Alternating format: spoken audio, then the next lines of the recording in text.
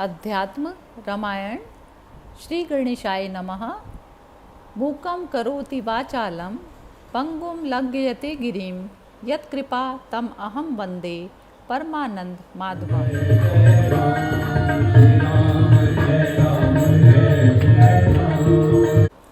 भगवान की लीला का रहस्य कौन जान सकता है। बड़े बड़े ऋषि मुनि महात्मा और सिद्धगण आजन्म उसी का मनन करते रहने पर भी उसका पार नहीं पा सके, किंतु वह इतने दुर्विज्ञ और गूढ़ होने पर भी कितनी मधुर, मनमोहिनी और कल्याणमयी हैं। श्री राम की कथा अध्यात्म रामायण श्री शंकर ने माता पार्वती जी को सुनाई। उस कथा को एक कौवे ने भी सुन लिया। उसी कौवे का पुनर्जन्म काकभुशुंडी के रूप में हुआ। काकभुशुंडी को पुनर्जन्म में भगवान शंकर के मुख से सुनी वह राम कथा पूरी की पूरी याद थी। उन्होंने यह कथा अपने शिष्यों को सुनाई। इस प्रकार राम कथा का प्रचार प्रसार हुआ। भगवान श्री शंकर के मुख से निकली श्री राम की यह पवित्र कथा अध्यात्म रामायण के नाम से विख्यात है। आइए सुनते हैं अध्यात्म रामायण का पहला सर्ग, बालकांड। जिन चिन्मय अविनाशी प्रभु ने पृथ्वी का भार उतारने के लिए देवताओं की प्रार्थना से पृथ्वी तल पर सूर्यवंश में माया मानव रूप से अवतार लिया और जो राक्षसों के समूह को मारकर तथा संसार में अपनी पाप विनाशिनी अविचल कीर्ति स्थापित कर पुनः अपने आद्य ब्रह्म स्वरूप में लीन हो गए, उन श्री जानकी नाथ का मैं भजन करती हूँ, जो विश्व की उत्पत्ति, स्थिति और लय आदि के एकमात्र कारण हैं। माया के आश्रय होकर भी मायातीत हैं, अचिंत्य स्वरूप हैं, आनंद घन हैं, उपाधिकृत दोषों से रहित हैं तथा स्वयं प्रकाश स्वरूप हैं। उन तत्ववेत्ता श्री सीतापति को मैं नमस्कार करती हूँ। जो लोग इस सर्व पुराण सम्मत पवित्र अध्यात्म रामायण का एकाग्रचित्त से नित्य पाठ करते हैं और जो इसे सुनते हैं, वे पाप रहित होकर श्री हरि को ही प्राप्त होते हैं। यदि कोई संसार बंधन से मुक्त होना चाहता हो तो वह अध्यात्म रामायण का ही नित्य पाठ करे। जो कोई मनुष्य इसका नित्य श्रवण करता है, वह लाखों करोड़ों गोदान का फल प्राप्त करता है। श्री शंकर रूप पर्वत से निकली हुई राम रूप समुद्र में मिलने वाली यह अध्यात्म रामायण रूपिणी गंगा त्रिलोकी को पवित्र कर रही है। एक समय कैलाश पर्वत के शिखर पर सैकड़ों सूर्यों के समान प्रकाशमान शुभ्र वन में रत्न सिंहासन पर ध्यान अवस्थित बैठे हुए सिद्ध समूह सेवित नित्य निर्भय सर्व पापहारी आनंद कंद देव भगवान त्रिनयन से उनके वांगमंग में विराजमान श्री गिरिराज कुमारी पार्वती जी ने भक्ति भाव से नम्रता पूर्वक ये वाक्य कहे। श्री पार्वती जी बोली, हे देव, हे जगन निवास, आपको नमस्कार है। आप सबके अंतःकरणों के साक्षी और परमेश्वर हैं। मैं आपसे श्री पुरुषोत्तम भगवान का सनातन तत्व पूछना चाहती हूँ, क्योंकि आप भी सनातन हैं। महानुभाव लोग जो अत्यंत गोपनीय विषय होता है तथा अन्य किसी से कहने योग्य नहीं होता, उसे भी अपने भक्तजनों से कह देते हैं। हे देव, मैं आपकी भक्ता हूँ, मुझे आप अत्यंत प्रिय हैं, इसीलिए मैंने जो कुछ पूछा है वह आप वर्णन कीजिए। जिस ज्ञान के द्वारा मनुष्य संसार समुद्र से पार हो जाते हैं, उस भक्ति और वैराग्य से परिपूर्ण प्रकाशमय आत्मज्ञान का वर्णन आप विज्ञान सहित इस प्रकार स्वअल्प शब्दों में कीजिए, जिससे मैं स्त्री होने पर भी आपके वचनों को सहज ही समझ सकूं। हे कमल नयन, मैं एक परम गुह्य रहस्य आपसे और पूछती हूँ, कृपया आप पहले उसे ही वर्णन करें। यह तो प्रसिद्ध है ही कि अखिल लोकसार श्री रामचंद्र जी की विशुद्ध भक्ति संसार सागर को तरने के लिए सुदृढ़ नौका है। संसार से मुक्त होने के लिए भक्ति ही प्रसिद्ध उपाय है, उससे श्रेष्ठ और कोई भी साधन नहीं है। तथापि आप अपने विशुद्ध वचनों से मेरे हृदय की संशय ग्रंथि का छेदन कीजिए। प्रमाद रहित सिद्धगण श्री रामचंद्र जी को परम अद्वितीय, सबके आदि कारण और प्रकृति के गुण प्रवाह से परे बतलाते हैं तथा वे अहरनिश उनका भोजन करके परम पद भी प्राप्त करते हैं।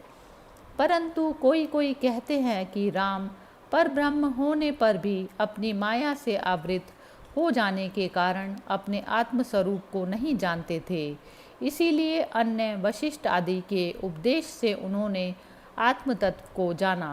अतः मैं पूछती हूँ कि यदि वे आत्म तत्व को जानते थे तो उन परमात्मा ने सीता के लिए इतना विलाप क्यों किया, और यदि उन्हें आत्मज्ञान नहीं था तो वे अन्य सामान्य जीवों के समान ही हुए, फिर उनका भजन क्यों करना चाहिए? इस विषय में आपका क्या विचार है? ऐसे वाक्यों में कहिए जिससे मेरा संदेह निवृत्त हो जाए। श्री महादेव जी बोले, देवी तुम धन्य हो, तुम परमात्मा की परम भक्त हो, जो तुम्हें राम का तत्व जानने की इच्छा हुई। इससे पूर्व इस परम गूढ़ रहस्य का वर्णन करने के लिए मुझसे और किसी ने नहीं कहा। आज तुमने मुझसे भक्तिपूर्वक प्रश्न किया है, इसीलिए मैं श्री रघुनाथ जी की वंदना कर तुम्हारे प्रश्न का उत्तर देता हूँ। श्री राम जी निसंदेह प्रकृति से परे परमात्मा अनादि आनंद घन अद्वितीय और पुरुषोत्तम हैं, जो अपनी माया से ही इस संपूर्ण जगत को रचकर इसके बाहर भीतर सब और आकाश के समान व्याप्त हैं, तथा जो आत्मा रूप से सबके अंतःकरण में स्थित हुए अपनी माया से इस विश्व को परिचालित कर रहे हैं। चुंबक के निकट होने से जिस प्रकार जड़ लोहे में गति उत्पन्न हो जाती है, उसी प्रकार जिनकी सन्निधि मात्र से यह विश्व सदा सब और भ्रमत करता रहता है, उन परमात्मा राम को जिनका हृदय आत्मा के अज्ञान से ढका हुआ है, वे मूढ़ जन नहीं जानते। वे मूढ़ उन मायातीत शुद्ध बुद्ध परमात्मा में भी अपने अज्ञान को आरोपित करते हैं, अर्थात उन्हें भी अपने समान ही अज्ञानी मानते हैं, तथा सदा वे स्त्री पुत्र आदि में आसक्त रहने वाले पामर जीव बहुत से कर्मों में लगे हुए संसार चक्र में ही पड़े रहते हैं। वे अज्ञजन अपने गले में पड़े हुए कंठे को ना जानने के समान अपने ही हृदय में स्थित परमात्मा को नहीं जानते, इसीलिए उनमें अज्ञान आदि का आरोप करते हैं। वास्तव में तो जिस प्रकार सूर्य में कभी अंधकार नहीं रहता, उसी प्रकार प्रकृति आदि से अतीत विशुद्ध विज्ञानगण ज्योति स्वरूप परमेश्वर परमात्मा राम में भी अविद्या नहीं रह सकती। और जिस प्रकार चक्कर लगाते समय मनुष्यों को नेत्रों के घूमने से ग्रह आदि भी घूमते हुए प्रतीत होते हैं, उसी प्रकार लोग अपने देह और इंद्रिय रूप कर्ता के किए हुए कर्मों का आत्मा में आरोप करके मोहित हो जाते हैं। प्रकाश रूपता का कभी व्यभिचार न होने से जिस प्रकार सूर्य में रात दिन का भेद नहीं होता, वह सर्वदा एक समान प्रकाशमान रहता है। उसी प्रकार शुद्ध चेतन घन भगवान राम में ज्ञान और अज्ञान दोनों कैसे रह सकते हैं? अतएव परमानंद स्वरूप विज्ञान घन अज्ञान साक्षी कमल नयन भगवान राम में अज्ञान का लेश भी नहीं है, क्योंकि वे माया के अधिष्ठान हैं, इसीलिए वह उन्हें मोहित नहीं कर सकती। हे पार्वती, इस विषय में मैं तुम्हें सीता राम और हनुमान के मोक्ष का साधन रूप संवाद सुनाता हूँ, जो अत्यंत गोपनीय और पवन दुर्लभ है। पूर्व काल में राम अवतार के समय जब युद्ध प्रिय श्री राम जी ने देवताओं के कंटक रूप रावण को संतान, सेना और वाहनों के सहित युद्ध में मारकर सीता, सुग्रीव और लक्ष्मण के सहित हनुमान आदि वानरों से घिरे हुए अयोध्यापुरी में आए और वहां आकर राज्य अभिषेक होने पर वशिष्ठ आदि महात्माओं से घिरकर करोड़ों सूर्यों की प्रभा धारण कर जब सिंहासन पर विराजमान हुए, उस समय जो सेवा के समस्त कार्य कर चुका है और उनका कोई बदला नहीं चाहता है, ऐसे भोगेच्छा रहित महामति हनुमान जी को ज्ञान अभिलाषा से अपने सम्मुख हाथ जोड़े खड़े देखकर श्री रामचंद्र जी ने सीता जी से ऐसा कहा, हे सीते, यह हनुमान हम दोनों में अत्यंत भक्ति रखता है, इसीलिए यह निष्पाप है और ज्ञान का सुयोग्य पात्र है। अतः तुम इसे मेरे तत्व का उपदेश करो। तब लोक विमोहिनी जनक नंदिनी सीता जी श्री रामचंद्र जी से बहुत अच्छा कह शरणागत हनुमान को भगवान राम का निश्चित तत्व बतलाने लगी।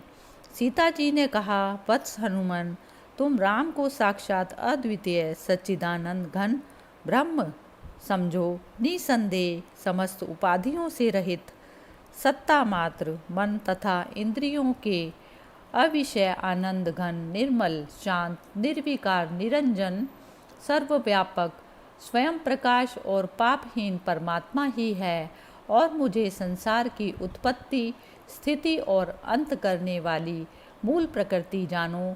मैं ही निरालस्य होकर इनकी सन्निधि मात्र से इस विश्व की रचना किया करती हूँ, तो भी इनकी सन्निधि मात्र से की हुई मेरी रचना को बुद्धिहीन लोग इनमें आरोपित कर लेते हैं।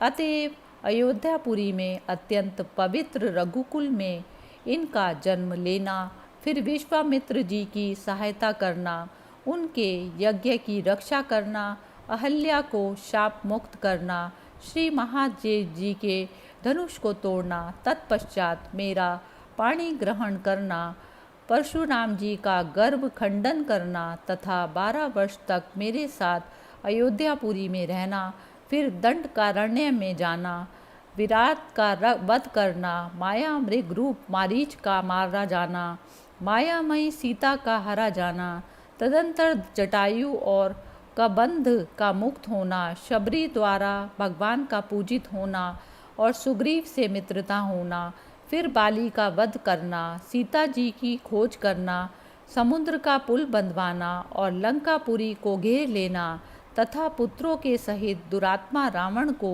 युद्ध में मारना एवं विभीषण को लंका का राज्य देकर पुष्पक विमान में मेरे द्वारा मेरे साथ अयोध्या लौट आना, फिर श्री राम जी का राज्य पद का अभिषेक होना इत्यादि समस्त कर्म यद्यपि मेरे ही किए हुए हैं, तो भी अज्ञानी लोग उन्हें इन निर्विकार सर्वात्मा भगवान राम में आरोपित करते हैं। ये राम तो वास्तव में ना चलते हैं, ना ठहरते हैं, ना शोक करते हैं, ना इच्छा करते हैं, ना त्यागते हैं और ना कोई अन्य क्रिया ही करते हैं। ये आनंद स्वरूप अविचल और परिणामहीन हैं। केवल माया के गुणों से व्याप्त होने के कारण ही ये वैसे प्रतीत होते हैं। तदंतर श्री रामचंद्र जी ने सम्मुख खड़े हुए पवन पुत्र हनुमान से स्वयं कहा, मैं तुम्हें आत्मा, अनात्मा और परमात्मा का तत्व बताता हूँ, सावधान होकर सुनो। जलाशय में आकाश के 3 भेद स्पष्ट दिखाई देते हैं, एक महाकाश, दूसरा जल अविच्छिन्न आकाश और तीसरा प्रतिबिंब आकाश। जैसे आकाश के ये 3 बड़े बड़े भेद दिखाई देते हैं, उसी प्रकार चेतन भी 3 प्रकार का है। एक तो बुद्ध्यवच्छिन्न चेतन जो बुद्धि में व्याप्त है, दूसरा सर्वत्र परिपूर्ण है और तीसरा जो बुद्धि में प्रतिबिंबित होता है, जिसको आभास चेतन कहते हैं। इनमें से केवल आभास चेतन के सहित बुद्धि में ही कर्तृत्व है, अर्थात चिदाभास के सहित बुद्धि ही सब कार्य करती है, किंतु अज्ञजन भ्रांतिवश निर्वच्छिन्न निर्विकार साक्षी आत्मा में कर्तृत्व और जीवत्व का आरोप करते हैं, अर्थात उसे ही कर्ता भोक्ता मान लेते हैं।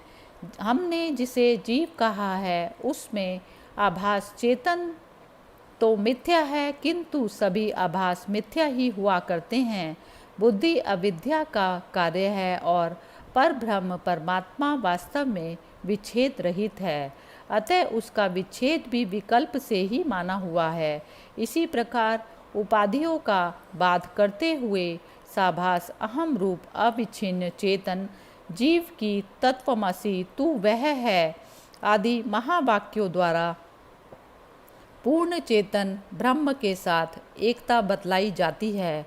जब महावाक्य द्वारा इस प्रकार जीवात्मा और परमात्मा की एकता का ज्ञान हो जाता है, उस समय अपने कार्यों सहित अविद्या नष्ट हो ही जाती है, इसमें कोई संदेह नहीं। मेरा भक्त इस उपर्युक्त तत्व को समझकर मेरे स्वरूप को प्राप्त हो जाता है, पर जो लोग मेरी भक्ति को छोड़कर शास्त्र रूप गड़े में पड़े भटकते रहते हैं, उन्हें 100 जन्म तक भी ना तो ज्ञान होता है और ना मोक्ष ही प्राप्त होता है। हे अनग, यह परम रहस्य मुझ आत्मस्वरूप राम का हृदय है और साक्षात मैंने ही तुम्हें सुनाया है। यदि तुम्हें इंद्रलोक के राज्य से भी अधिक संपत्ति मिले तो भी तुम इसे मेरी भक्ति से हीन किसी दुष्ट पुरुष को मत सुनाना। श्री महादेव जी बोले, हे देवी, मैंने तुम्हें यह अत्यंत गोपनीय, हृदयहारी, परम पवित्र और पापनाशक श्री राम हृदय सुनाया है। यह समस्त वेदांत का सार संग्रह साक्षात श्री रामचंद्र जी का कहा हुआ है। जो कोई इसे भक्तिपूर्वक सदा पढ़ता है वह निसंदेह मुक्त हो जाता है। इसके पठन मात्र से अनेक जन्मों के संचित ब्रह्म हत्या आदि समस्त पाप निसंदेह नष्ट हो जाते हैं, क्योंकि श्री राम के वचन ऐसे ही हैं। जो कोई अत्यंत भ्रष्ट, अतिशय पापी, पर धन और पर स्त्रियों में सहित प्रवृत्त रहने वाला, चोर, ब्रह्म हत्यारा, माता पिता का वध करने में लगा हुआ और योगी जनों का अहित करने वाला मनुष्य भी श्री राम का पूजन कर इस राम हृदय का भक्तिपूर्वक पाठ करता है, वह समस्त देवताओं के पूज्य उस परम पद को प्राप्त होता है, जो योगी राजा को भी परम दुर्लभ है। इति श्री मद अध्यात्म रामायणे उमा महेश्वर संवादे बालकांडे श्री राम हृदयम नाम प्रथम सर्ग समाप्त।